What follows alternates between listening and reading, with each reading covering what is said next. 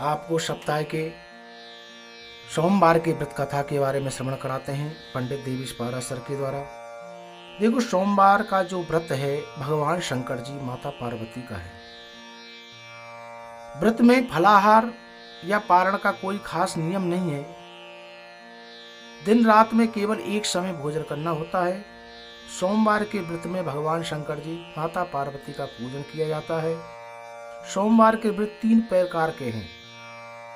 साधारण प्रति सोमवार, एक सोम प्रदोष व्रत या 16 सोमवार विधि, तीनों की एक जैसी है।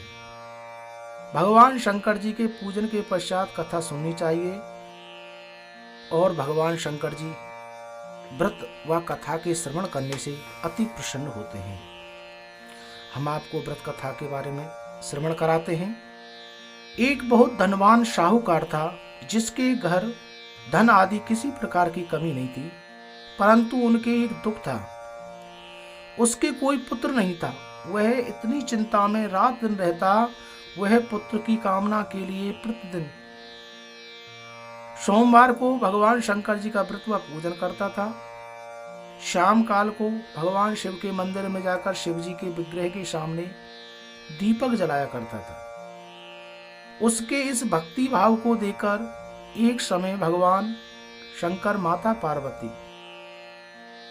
पार्वती जी ने भगवान शंकर जी से कहा कि महाराज, यह साहूकार आपका अनन्य भक्त है, सदैव आपका व्रत व पूजन बड़ी श्रद्धा और भक्ति से करता है। इसकी मनोकामना पूर्ण करनी चाहिए। भगवान शंकर जी ने कहा, हे पार्वती, यह संसार कर्म क्षेत्र है। किसान खेत में जैसा बीज बोता है वैसा ही उसको फल काटता है। उसी तरह से संसार में जैसा जीव कर्म करता है वैसा ही उसको फल भोगना पड़ता है। पार्वती जी ने अत्यंत ही आग्रह करके भगवान शंकर जी से कहा, महाराज, जब यह आपका अनन्य भक्त है, इसको अगर किसी प्रकार का दुख है तो उसको अवश्य दूर करना चाहिए, क्योंकि आप सदैव अपने ही भक्तों पर दयालु होते हैं, उनके दुखों को दूर करते हैं। यदि आप ऐसा नहीं करोगे तो मनुष्य आपकी सेवा पूजा व्रत क्यों करेंगे। माता पार्वती का ऐसा आग्रह देखकर भगवान शंकर जी कहने लगे, हे पार्वती, इसके कोई पुत्र नहीं है। इसी चिंता में अति दुखी रहता हूं। इसके भाग्य में पुत्र ना होने पर भी मैं इसको पुत्र प्राप्ति का वर देता हूं, परंतु यह पुत्र केवल 12 वर्ष तक जीवित रहेगा। इसके पश्चात उसकी मृत्यु को प्राप्त हो जाएगा। इससे अधिक मैं और कुछ इसके लिए नहीं कर सकता। यह सब बातें साहूकार सुन रहा था। इससे उसको ना कुछ प्रसन्नता हुई और ना ही कुछ दुख हुआ। वह पहले जैसा ही भगवान शंकर जी का व्रत और पूजन करता रहा।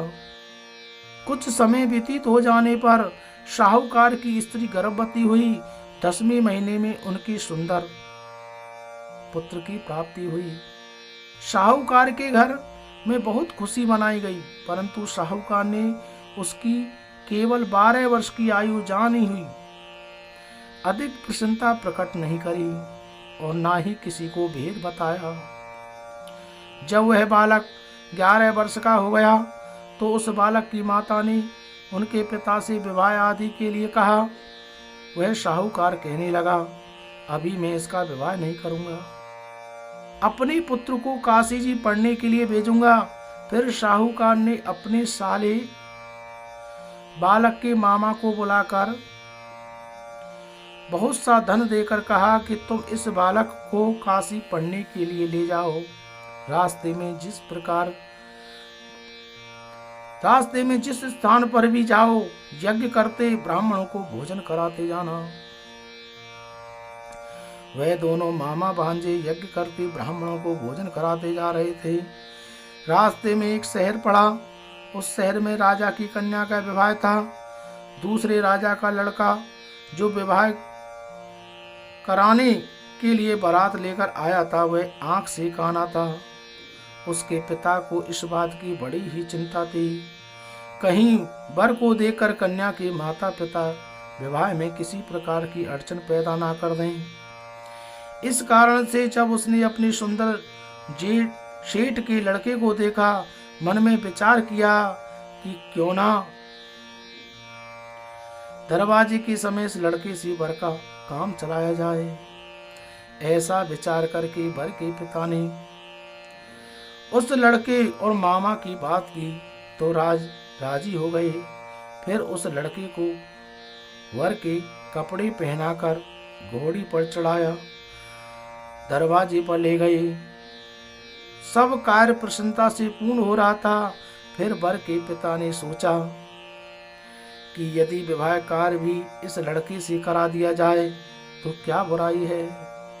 ऐसा विचार करके उसने लड़के और मामा से कहा, यदि आप पैरों का और कन्यादान का काम को भी करा दे तो आपकी बड़ी ही कृपा होगी। मैं इसके बदले में आपको बहुत कुछ धन दूंगा। तो उन्होंने स्वीकार कर लिया। विवाह कार्य भी बहुत अच्छी तरह से संपन्न हो गया।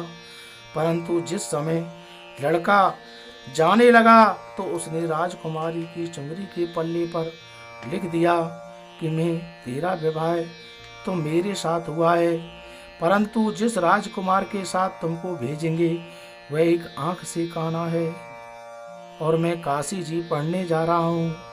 लड़के के जाने के पश्चात राजकुमारी ने जब अपनी चुनरी पर ऐसा लिखा हुआ पाया तो उसने राजकुमार के साथ जाने से मना कर दिया और कहा कि यह मेरा पति नहीं है, मेरा विवाह इसके साथ नहीं हुआ है, वह तो काशी जी पढ़ने गया है। राजकुमारी के माता पिता ने अपनी कन्या को विदा नहीं किया। बारात वापस चली गई। उधर सेठ का लड़का, उसका मामा काशी जी पहुंच गए। वहां जाकर उन्होंने यज्ञ करना, लड़के से पढ़ना शुरू कर दिया। जब लड़के की आयु 12 साल की हो गई, उस दिन उन्होंने यज्ञ रच रखा था। लड़के ने अपने मामा से कहा, मामा जी आज मेरी तबीयत कुछ ठीक नहीं है। मामा जी ने कहा, अंदर जाकर सो जाओ। लड़का अंदर जाकर सो गया। थोड़ी देर में उसके प्राण निकल गए। जब उसने मामा के आकर देखा तो वह मुर्दा पड़ा है, तो उसको बड़ा दुख हुआ। उसने सोचा कि अगर मैं अभी रोना पीटना मचा दूंगा, यज्ञ का कार्य अधूरा रह जाएगा। उसने जल्दी से यज्ञ का कार्य समाप्त कर ब्राह्मणों के जाने के बाद रोना पीटना आरंभ कर दिया। संयोगवश उसी समय भगवान शंकर जी माता पार्वती उधर से जा रहे थे। जब उन्होंने जोर जोर से रोने की आवाज सुनी तो पार्वती जी कहने लगी, महाराज कोई दुखिया रो रहा है, इसके कष्टों को दूर कीजिए। जब भगवान शंकर माता पार्वती ने पास जाकर देखा तो वहाँ एक लड़का मुर्दा पड़ा था। पार्वती कहने लगी, महाराज यह तो उसी सेठ का लड़का है जो आपको वरदान से हुआ था। भगवान शंकर जी कहने लगे, हे पार्वती इसकी आयु इतनी ही थी तो भोग चुका है। तब पार्वती जी ने कहा, महाराज इस बालक को और आयु दो, नहीं तो इसके माता पिता तड़प तड़प कर मर जाएंगे।